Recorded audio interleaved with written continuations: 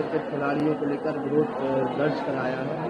किस तरीके से ये देखिए, इस देश की बीसीसीआई निर्णय लेगी, पर हमारा यही कहना है कि बांग्लादेशी क्रिकेटर्स को ये बात उठानी चाहिए कि हमारे जो हिंदू भाई वहाँ रहते हैं उनकी रक्षा सुरक्षा हो, वो प्रोटेक्ट हो वहाँ पे, और उन्हें किसी भी प्रकार से वहाँ पर परेशान न किया जाए। उनका भी ये दायित्व बनता है। खेल है, खेल में नियम नहीं होते, खेल के अपने नियम होते हैं और खेल पर कोई ऐसा लागू नहीं होता है। पर हम खेल के साथ ये कहेंगे कि राष्ट्र के लिए और समाज के लिए वो कुछ बोलें तो। देवकीनंदन ठाकुर सहित तमाम राजनेताओं ने भी विरोध जताया है, शाहरुख खान को लेकर भी कही है, और जो बांग्लादेशी खिलाड़ी अभी तो उचित है। Thank you. जिस देश ने आपको हीरो बनाया, स्टार बनाया, सुपरस्टार बनाया, जिस देश ने इतना सामर्थ्य दिया कि तुम एक क्रिकेट टीम, तुम थे क्या? तुम एक सीरियल में काम करते थे, छोटा सा काम, 500,000 रुपए पर डे पे काम करते थे। मैं कभी शाहरुख खान से मिला नहीं, मैं कभी जानता नहीं, देखा है पोस्टर है कि हाँ कोई एक्टर है, मुझे इससे ज्यादा उसे कोई लेना देना नहीं। प्रॉब्लम यह है कि मैं हिंदू हूं, मैं हिंदू धर्मगुरु हूं। आईपीएल में बांग्लादेशी खिलाड़ियों के खिलाफ आप हैं, आपने आवाज उठाई है, क्यों आप खिलाड़ी के खिलाफ हैं, ये सर बताइए। देखिए, बांग्लादेश में जिस तरीके से निर्मम हत्याएं हिंदुओं की हो रही है, उनके घर जलाए जा रहे हैं, उनकी बहन बेटियों के साथ दुष्कर्म हो रहा है, 6-7 वर्ष की बच्ची को जिंदा जलाया जा रहा है, और उतने निर्मम हत्याओं को देखने के बाद भी कोई व्यक्ति इतना निर्दयी कैसे हो सकता है, जो कि एक टीम का मालिक भी अपने आप को कहता है, वो कैसे इतना निर्दयी हो सकता है कि उसी देश के क्रिकेटर को अपनी टीम में ले और बहुसंख्यक हिंदुओं को उस देश में जहां 80% से ज्यादा हिंदू हैं, उस देश में क्रिकेट लीग में अपनी टीम रखे और उसमें बांग्लादेशी क्रिकेटर को ले आए, जो क्रिकेटर उस देश से आता है जहां बहन बेटियां जलाई जा रही हैं, उनके साथ दुष्कर्म किए जा रहा है, जिंदे बच्चे जलाए जा रहे हैं और डे बाई डे जलाए जा रहे हैं। सिर्फ वो चंद्रदास ही नहीं जलाए गए, उसके बाद तमाम लोग मारे जा रहे हैं, किसी को गोली मार रहे हैं, किसी को मार मार के मार रहे हैं, किसी को घर से खींच के ले जा रहे हैं। ये सब हो रहा है बांग्लादेश में, और हिंदू मर रहा है बांग्लादेश में, और हम मौन पे मौन नहीं, हाथ पे हाथ नहीं रख सकते, हम मौन नहीं रह सकते। और उसके बाद जिस देश ने आपको हीरो बनाया, स्टार बनाया, सुपरस्टार बनाया, जिस देश ने इतना सामर्थ्य दिया कि तुम एक क्रिकेट टीम, तुम थे क्या? तुम एक सीरियल में काम करते थे, छोटा सा काम, 500,000 रुपए पर डे पे काम करते थे। आज उस देश ने तुम्हें इतना प्यार दिया, और तुम्हें सिर्फ एक तुम्हारे समुदाय ने नहीं दिया, हिंदू समाज ने भी बहुत ढेर सारा प्यार दिया। उसका फलस्वरूप क्या है? इस देश का ऋण कैसे चुकाओगे? ऐसे चुकाओगे? बांग्लादेशी क्रिकेटर को लाकर हमारी छाती पे खिलाकर, ये है तुम्हारा प्यार इस देश के लिए?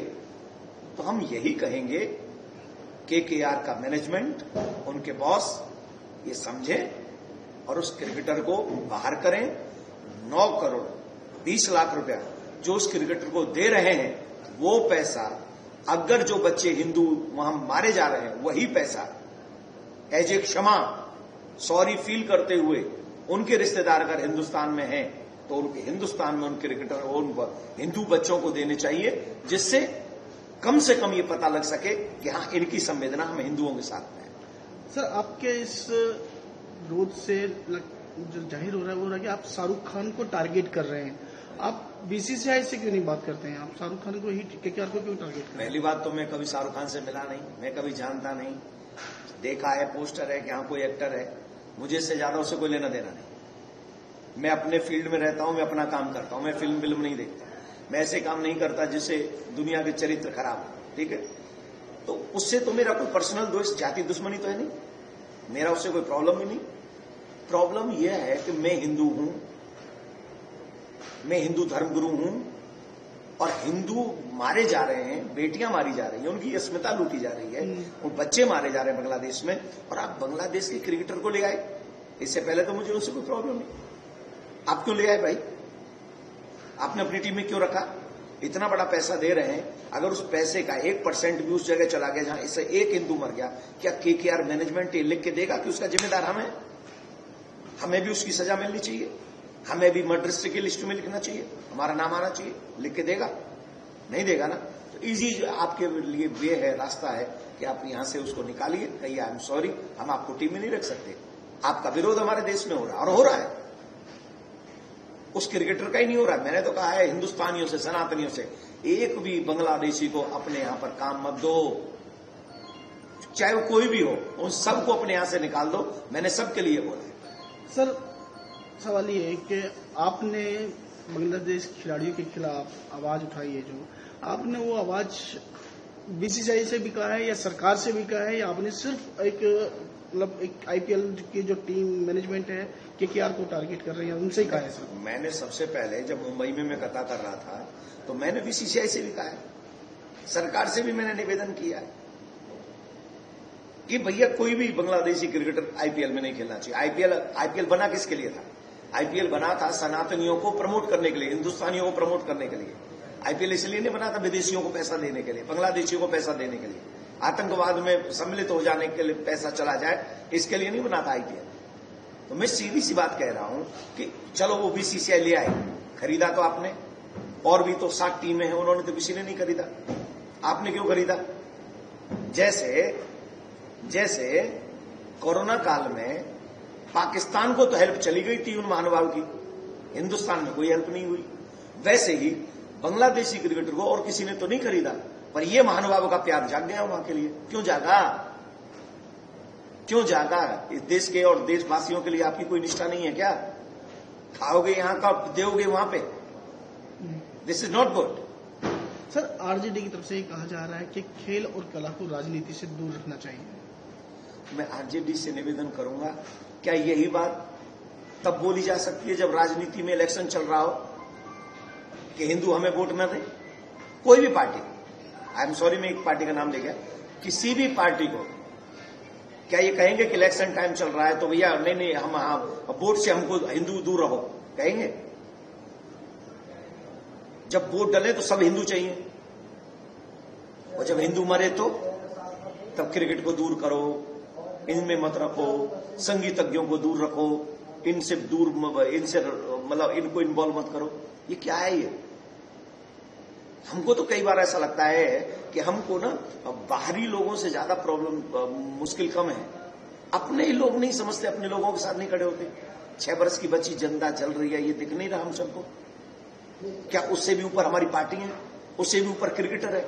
एक बच्ची जिंदा जल रही है, बच्ची जिंदा जल रही है, उसे जलाया जा रहा है कंट्री में, और हमारे राजनेता लोग कहेंगे कि नहीं आप क्रिकेटर को अलग रखो, क्रिकेट को अलग रखो, संगीत अलग। अरे भाड़ में जाए क्रिकेट, चूल्हे में जाए संगीत। हमारे लिए सबसे ज्यादा महत्वपूर्ण अगर कुछ है तो वो महत्वपूर्ण है हमारे हिंदुओं की जान, हमारे संस्कार, हमारी संस्कृति, तो उसके लिए तो बहुत जरूरी है। सर केकेआर ने जिस प्लेयर को लिया है मुस्तफिजुर रहमान एक अच्छे ऑलराउंडर बॉलर है अच्छे, उस अपने टीम के लिए उनको लिया है, इस पर आपका क्या कहना है कि वो जैसा अभी आप कह रहे थे कि उनसे अच्छे? भैया तुम्हें बांग्लादेशी क्रिकेट चाहिए, हमसे बात करें ना, केकेआर मैनेजमेंट हमसे बात करे, उससे अच्छा बॉलर दे दें, ऑलराउंडर दे दें, हिंदू दे दें, ऐसे हिंदू दे दें कि मतलब वो मालिक आके खेलने लग जाए तो एक बॉल न खेले उन पे, और एक बॉल ऐसी न कर सके जिसमें चौका छक्का न पड़े उनकी पे। केकेआर का मालिक ही करे बॉल उनको, मैं ऐसे खिलाड़ी दे देता हूं उनको। और अगर उन्हें हिंदुओं से नफरत है तो मैं उन्हीं के समाज का कहीं से अरेंज करके दूंगा, उससे बेटर बॉलर और बैट्समैन दूंगा।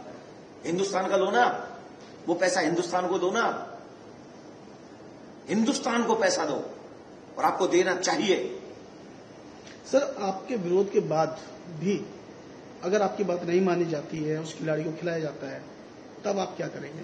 पहली बात तो ये समझ लीजिए, निश्चित एक बात है, या तो वो बांग्लादेशी क्रिकेटर नहीं खेलेगा, या पूरी केकेआर टीम पे संकट आ जाएंगे।